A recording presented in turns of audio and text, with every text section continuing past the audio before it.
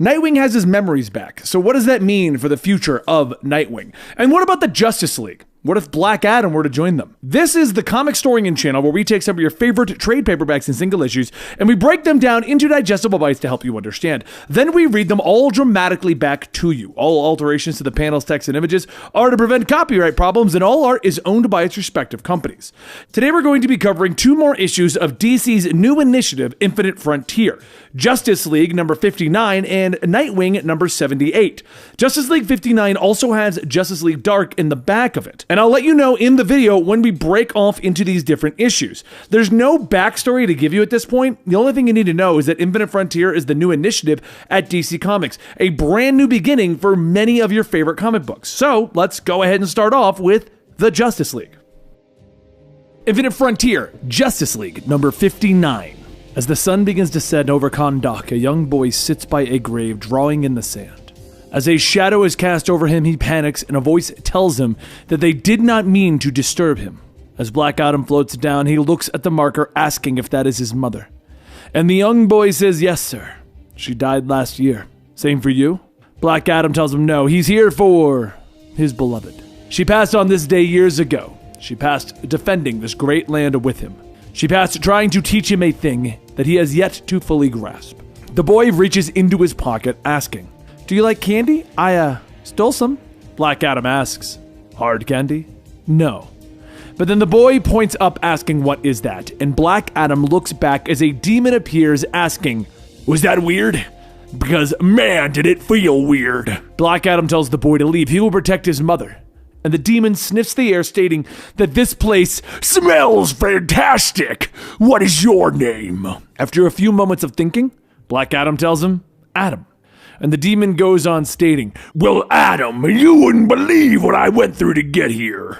Adam asks, what does he want here? And the demon points to the lightning bolt on his chest, asking, "What is that? What does it mean?" Black Adam again asks, what does he want? And the demon laughs at him.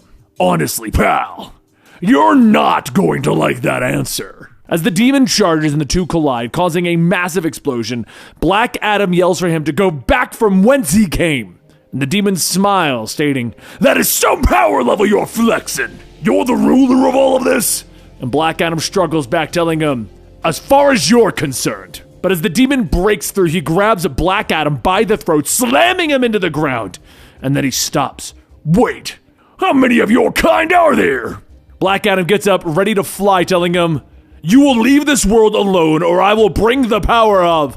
But before he could say the words, Superman stops him. "It's okay. The Justice League is here. We'll handle things now, Black Adam." He then calls out the demon, stating, Black Adam might not be the most ideal ambassador for this world. But Batman calls out, asking, "What do you want?" The demon jumps at Superman, telling him, "They call me Brutus. I'll keep things simple. All of this belongs to Brutus." Superman catches the punch, throwing him back. Oh, too bad. At least Black Adam was on the right side of this. Once Brutus is out of sight, Superman looks back, asking, "Are you okay?" And Black Adam tells him, "Of course I am. This invasion is far from over." Over the waters, Brutus catches himself, telling him, "This place is perfect. Well, not perfect, huh?" A giant wave forms around him as sharks begin to jump out, and Aquaman tells him, "I don't normally use the wall of sharks on a stranger, but anyone who could toss around Black Adam, I'm not going to take a chance." As Aquaman jumps up and sends the two down below, he reaches for Brutus's neck when he suddenly notices something. Brutus releases a burst of energy, knocking Aquaman out, and he begins to head back to the surface. But as he comes out, Hawkgirl cracks him with the mace, shattering one of his horns, stating that Aquaman wasn't done. As he falls back down, Brutus is struck from behind, launching him back out of the water. But Hawkgirl sees that her mace is having a strange reaction to hitting Brutus. Brutus tells her, "Wow, okay. What's that battle stick made out of?" All the others begin to close in, and Brutus opens up a portal, stating, "You know what? I was clearly ill-prepared for this. I see that now, so, pause. I'll be back, better equipped." Superman tries to grab him, but something pushes him back, allowing Brutus to disappear. As Batman arrives, he opens up the hatch to the jet, stating that he's never seen Hawkgirl's mace do that before. And Hawkgirl says it never has. Superman looks at Black Adam for more information, but he says, "You know what I know. My people have been through enough for one day. Justice League." As Black Adam leaves, Aquaman asks if Adam just kicked them out. Him? Sure. But who kicks out Superman? Superman uses his enhanced vision to watch Black Adam leave, and for a moment, Black Adam pauses and looks back. Batman then calls out to Superman, telling him that they have work to do. But later that night in Port Oswego, Oregon, Naomi McDuffie says, "Okay, 1, 2, 3, eyes on me, you ready?" As she creates a flash of energy, she yells, "Ta-da!" and all of her friends cheer, stating, "Oh my god, is this a trick?" Naomi says nope, she got superpowers from her birth parents that she never met. They unlocked it, and her life has been crazy ever since. But before she could go on with her own origin story, she hears a commanding voice asking, "Naomi McDuffie, a word." As Naomi looks back, she sees Black Adam floating above her. Justice League Dark, just outside of Augustus Priory ruins in Wales. The groundskeeper sees a man attempting to enter the crypts, and he shines a light yelling, "Hey, this area is closed off for the night. You can't be here. Are you lost or something?" The man begins to cast a spell, stating, "I have been on the edge of reality and watched the cosmos shape into things that I don't even have a name for. I have seen newborn gods create worlds from nascent thought and contemplated existence while wandering through the heart of a dying star. I have been farther from this place, my home, than you can even imagine. But no, friend, I am not lost. I have returned." Inside, the ruins come to life and they revert to how they were before by the glory of his magic. It has been so long since he was last here that he had forgotten the very guardians that he placed in the halls. They are undone with a mere gesture, but for a moment, he is amused by how quaint his magic used to be. He steps through the inner sanctum and down into the catacombs, past the buried dead, into a set of stairs that are ancient, older than anything else in this resurrected place. He could feel the thrumming magic even here, growing closer with each step of his descent. And at the bottom of the stairs is a cavern whose floor is filled with waters from a long-lost lake. In the waters stands a stone, and in the stone stands a sword. Caliburnus is its name, although it has taken others over time. Watching over the water, the sword, and the stone is a girl of the ancient Anatolia. Sir Eleanor Rushtu is her name, and she was to be the 13th knight, charged with her eternal watch when all she wanted to do was go with the others to win the war. As she hears the echoes of his feet coming down the stairs, she can scarcely believe it as she turns wide-eyed, smiling, knowing that her watch is at an end. At last, the man steps forward and Eleanor kneels, asking, "Merlin, my lord, you have returned." Meanwhile, 16 miles east of Magdalena, along a dusty road, Zatanna asks if he's going to tell her why he's here, and Constantine tells her it's complicated. In the 7th century Antioch, a Hellenic priest named Euphlexus recorded a series of prophecies that he claimed were being told by a seraph.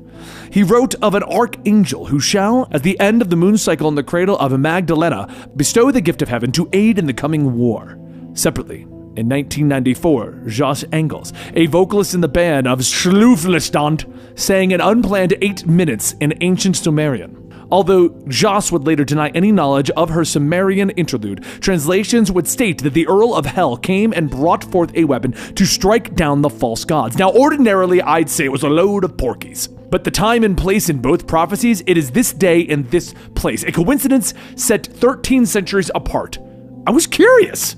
As the truck that they're riding in stops, Constantine helps Zatanna as she smiles, stating that he can't resist sticking his nose in where it doesn't belong. But did we have to ride in the back of a pickup truck that smells like a wet dog? Constantine lights a cigarette, stating that they never actually had a chance to sit down and talk about her father. He figured even Zatanna, the world's greatest magician, needs a little time in the middle of nowhere, on a dusty trail, under a sky where you can still see the stars. Zatanna looks away smiling and reaches for his hand, stating that if he isn't careful, she might mistake him for a romantic. As the two arrive at their destination, they see a house on fire and the people fighting it.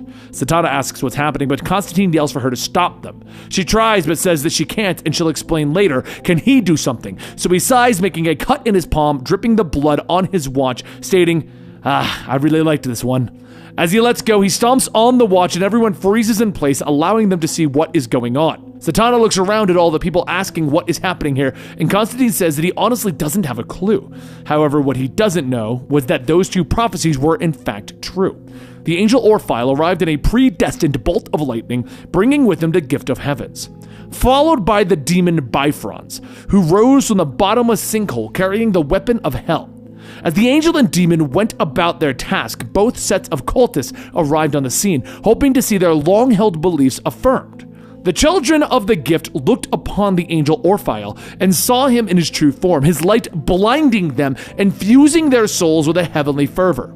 The Sulphurites saw that at last their long-prophesied demon in his true visage drove them entirely mad. And true to form, heaven and hell left the ludicrous humans to their own devices and, well, walked away. There in the blood and the fury, amid the broken and the pained, stood the gift of heaven and the weapon of hell, yet with all the bearing of a familiar face. As the man rises, Constantine asks, Jason? Jason Blood? And the man tells him, yes, that is my name. Constantine asks, what happened? And Jason tells him, I have come bearing a task of my own and a message for you all. We stand at the precipice. From the edge of all reality, something beyond our knowing has returned. Back at the ruins, Elnara runs to Merlin asking, is it over? Is the war over? Did we win? And Merlin smiles, touching her face, telling her, yes, it is indeed over. Even though ours is a conflict truly eternal. Just then a slorching sound can be heard, and Merlin says, and your part in it all has been played. He pulls his arm out of her torso. She tries to speak. She wants to know why. Why has she wasted her life? But the hole in her prevents her from doing that. Merlin walks past, stating that her watch has ended and that his has just begun. He reaches for the Caliburnus, pulling it out of the stone, stating that they have no more need for this, and he melts away the sword, and from its hilt, a red gem falls into his hand. And once set into his necklace, he says that he will do at last what he could not have done all those years ago. He will drag the world towards its destiny, kicking and screaming if he must. Next up, we have the return of classic Dick Grayson with Nightwing number 78, the beginning of the new Nightwing storyline. Gotham Heights Park. A long time ago, there were a group of boys bullying someone. There was a young girl who tried to stop them, but one of the boys was Shelton Lyle. Shelton was a very privileged kid, perfect teeth, wealthy family, but it wasn't just the attention of the girls that the boys got. It also struck a chord with the young Dick Grayson.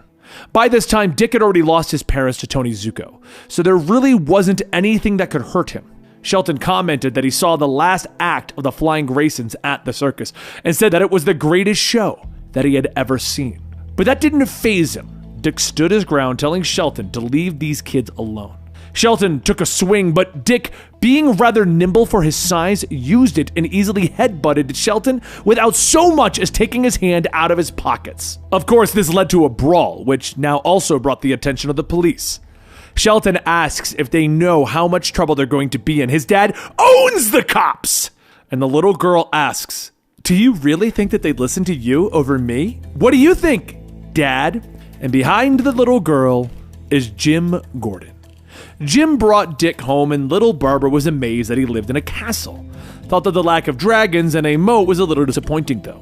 As Dick went inside of Wayne Manor, Jim explained to Alfred what had happened, and Dick started to quietly wash the dishes, with Alfred stopping him. Why are you doing my job? Dick says that even if it was, he still wants to help. Alfred then begins to dry the dishes, stating that he heard that there was a fight, and that he fought 3 other students. Dick says that there was a kid, and the others were hurting him. I'm sorry. Alfred laughs, telling him that Master Bruce may feel the need to wear a costume to be a hero. But I am glad that Dick Grayson stood up when someone else was in need. It takes a different hero to help out without a mask. Now we go to the current times, 2021, and a group of college students run after a small dog, throwing rocks and kicking it. Gotham has a madness in it, but this is Bloodhaven. These people are just cruel. After kicking the puppy one last time, Nightwing steps through the fog, stating, usually I'd open up with something disarming and witty, but I'm not usually this disgusted. One of the men from the group yells that they were just having some fun, and Nightwing asks, your idea of fun is torturing small animals? You really need to broaden your horizons. The student reaches into his jacket, pulling out a gun, stating, well, I guess the fun is over, and he points it at the dog. Nightwing bats the gun away with his baton, and he starts to take down the group, stating, I am not going to let you shoot a puppy in the head. And in his experience, the next thing is the dog waking up without its memories, driving a cab. With or without amnesia, a dog shouldn't be behind the wheel of a car. As the college students run away, Nightwing takes off his glove and he holds it out to the puppy, telling it that he isn't going to hurt it. The dog growls and bites his hand. Nightwing picks her up and pets her. That's okay. Let's just get you to the vet so that I can go to the doctor. But meanwhile, elsewhere, Blockbuster holds a secret meeting with the mayor of Bloodhaven. As Blockbuster waits, the mayor says that he does have office hours and an office. Meeting at night under a bridge feels like a way to attract trolls. Commissioner McLean opens up a briefcase of paperwork, and Blockbuster says that a number of his businesses have already been stagnating. The council president, Melinda, looks at the paper asking if he has spreadsheets, really putting the organized in the organized crime. Blockbuster tells her not to pretend to be shocked by a well-run operation. And the mayor asks, "Why are we out here? What do you expect me to do?" Blockbuster tells him that he's expecting him to do as he was told. "And you have failed." As the mayor begins to ask what would he have had him do, Blockbuster grabs him by the head, telling him, "We are having this meeting so that you can be made an example out of." He begins to apply a bit of pressure and the mayor's skull cracks. He then begins to clean the blood from his hand, stating that the mayor's body will be found. As council president, you will be next in line. Your job will be to serve the city, and I am the city. Do we have an understanding? Melinda tells him of course, and Blockbuster goes on stating, "I spoke to your father. He's a killer, but he is not a liar. I understand that you are estranged, but Tony spoke highly of you. Congratulations, Mayor Zuko." Back with Nightwing, he heads home after a visit to the vet, and then to the doctor when he notices something strange. He owns the apartment block where he lives, paid for when he had Wayne money, but he's quickly running out of funds. But something's wrong. There's someone in his apartment. Without giving him a chance, Nightwing suits up, jumping through his own window, but is quickly thrown against the wall. As Nightwing lays upside down against it, he looks up, and Barbara says, "Surprise!" And if you're going to operate as a superhero out of an apartment, you need better security. You might have some cutting-edge stuff, but anyone with years of experience trespassing and advanced defense-disabling technology wouldn't have a problem. There is something I need to tell you, though, Dick. Before she could continue, she hears a bark and asks, "What's that?" And as Nightwing brings the dog in, Barbara screams, stating, "Oh my god, it's so adorable! Welcome to your forever home, little girl." Nightwing says that this is not her forever home, but Barbara tells him that once he brought this thing through the window, it became her forever home. Just accept that you have a fur baby now. But as to why I'm here, as Oracle, I was chosen to be the executor of Alfred Pennyworth's will. While you were not yourself, Dick, a lot has happened. You should take a seat. A few moments later, Nightwing looks at the laptop and says that it has a lot of zeros. Barbara tells him, yeah, Alfred was a billionaire who liked to make sandwiches for those he cared about, because he wanted to. She then takes out a letter, handing it over, stating that this might also help explain a bit. She didn't open it. As Nightwing sits, he opens up the letter and begins to read a letter from Alfred to him. Alfred said that he knew leaving his fortune to him would be a bit of a shock, but as Master Wayne's legal guardian, he was given a large amount of Wayne Industries stock, as well as a ludicrous amount of wealth he never had a need for. He invested much wisely in places that it would do the most good, which, in fact, he planned on coming to him for.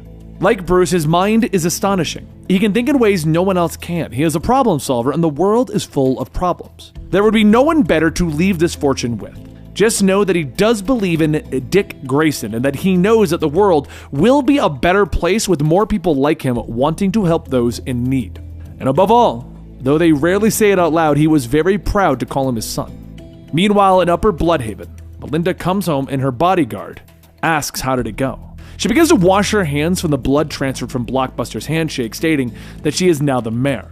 And the bodyguard asks if she's ready for this, and Melinda says she is. She is not, however, ready for him.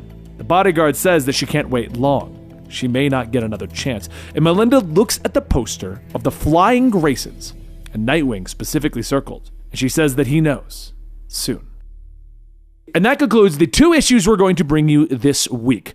So once again, if you're new to this kind of format we're doing, every Friday will be 2 to 3 issues of the latest DC books.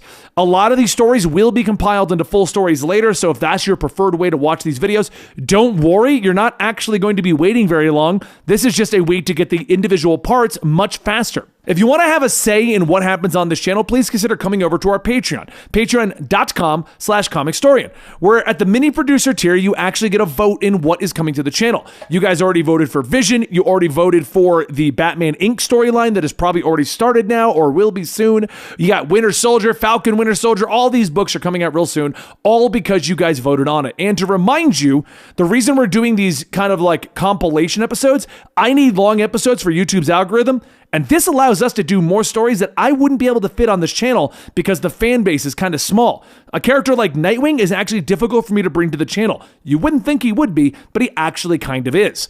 And don't forget, please consider checking out our Patreon. Regardless, thank you for listening to me rant for a minute. If you stuck around all the way to the end of the video, you are a true superhero, and I will see you next time right here at Comic Storian.